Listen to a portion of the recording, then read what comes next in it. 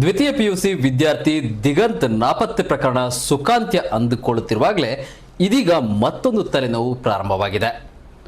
ದಿಗಂತ್ ನಾಪತ್ತೆಯಾದ ವೇಳೆ ಹೈಕೋರ್ಟ್ನಲ್ಲಿ ಸಲ್ಲಿಸಿದ್ದ ಹೆಬಿಯಸ್ ಕಾರ್ಪಸ್ ಹಿನ್ನೆಲೆ ಇಂದು ದಿಗಂತ್ ಪತ್ತೆಯಾದ ಬಗ್ಗೆ ಹೈಕೋರ್ಟ್ನಲ್ಲಿ ನ್ಯಾಯಾಧೀಶರ ಮುಂದೆ ಪೊಲೀಸರು ಅಫಿಡವಿಟ್ ಸಲ್ಲಿಸಿದ್ದಾರೆ.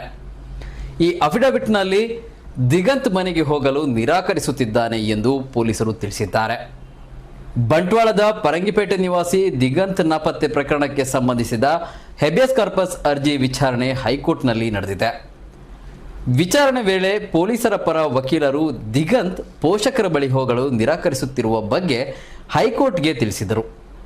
ಇದೇ ವೇಳೆ ಮಗನನ್ನ ಕಳುಹಿಸಿಕೊಡುವಂತೆ ದಿಗಂತ್ ಪೋಷಕರು ಹೈಕೋರ್ಟ್ನಲ್ಲಿ ಮನವಿ ಮಾಡಿಕೊಂಡರು.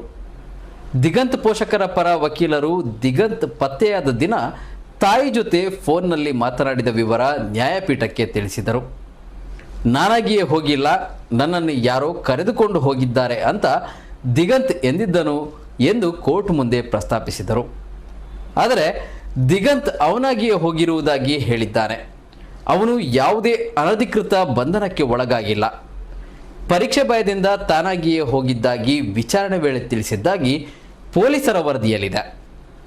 ಪಿಯುಸಿ ಪರೀಕ್ಷೆ ಇನ್ನೂ ಮುಗಿಯದ ಕಾರಣ ಪರೀಕ್ಷೆ ಬರೆಯಲು ಅವಕಾಶ ಕೊಡುವಂತೆ ಪೋಷಕರು ಇದೇ ವೇಳೆ ಮನವಿ ಮಾಡಿದರು. ಪರೀಕ್ಷೆ ವಿಚಾರವನ್ನು ಗಂಭೀರವಾಗಿ ತೆಗೆದುಕೊಳ್ಳದಂತೆ ಸೂಚನೆ ನೀಡಿತು. ಅಲ್ಲದೆ ಪರೀಕ್ಷೆ ವಿಚಾರದಲ್ಲಿ ವಿದ್ಯಾರ್ಥಿಗೆ ಯಾಕೆ ಒತ್ತಡ ಹೇರುತ್ತೀರಿ ಎಂದು ಪ್ರಶ್ನೆ ಮಾಡಿತು.